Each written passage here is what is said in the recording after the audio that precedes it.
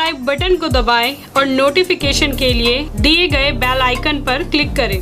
विस्फोटक न्यूज के प्रायोजक हैं red pro real estate developers.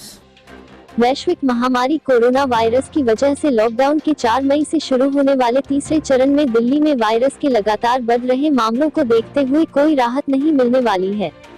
राजधानी के सभी जिले रेड जोन में रखे गए हैं। सोमवार से लॉकडाउन का तीसरा चरण शुरू होगा जो 17 अप्रैल तक चलेगा। तीसरे चरण में देश को 3 जोन में बांटा गया है। जोन के हिसाब से लॉकडाउन में कुछ राहतें भी दी गई है, किंतु दिल्ली रेड जोन में है, इसलिए यहाँ कोई ढील नहीं मिलने वाली है, बल्कि और कड़ाई से पालन के निर्देश दिए गए हैं। स्वास्थ्य मंत्री सत्येंद्र जैन ने शनिवार को कहा कि अगले 2 सप्ताह तक राजधानी के सभी 11 जिलों में लॉकडाउन में किसी प्रकार की ढील नहीं देने का फैसला किया गया है।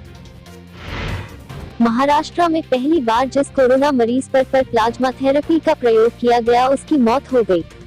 उसको मुंबई के लीलावती हॉस्पिटल में एडमिट कराया गया था, जहां उसे ठीक हुए कोरोना मरीज से लिए गए प्लाज्मा चढ़ाया गया। शुरू में लग रहा था पेशेंट की हालत में सुधार हो रहा है, लेकिन बाद में उसकी हालत बिगड़ती गई तो उसे वेंटिलेटर पर रखा गया।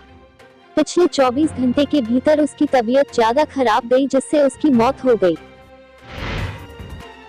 देश की राजधानी दिल्ली के कापसहेड़ा की ठेके वाली गली में स्थित एक बिल्डिंग में 41 लोगों में कोरोना पॉजिटिव पाया गया है। एक साथ 41 लोगों में कोरोना पॉजिटिव मिलने से हड़कंप मच गया है।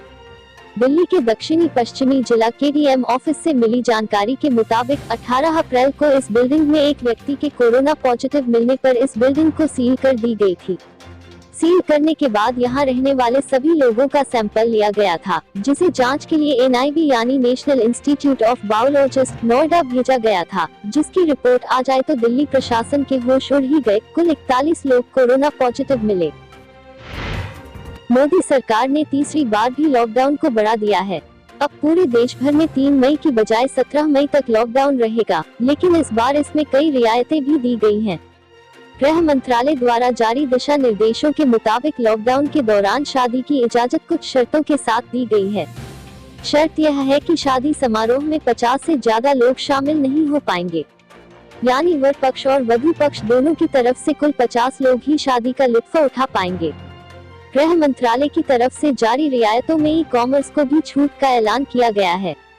ग्रीन और ऑरेंज जोन में ई कॉमर्स को मंजूरी दी गई है। इन जोन में गैर जरूरी सामानों की ऑनलाइन डिलीवरी पर छूट दी गई है। इसके साथ ही ग्रीन जोन में 50% सवारी लेकर बसें चलाने की अनुमति दी गई है।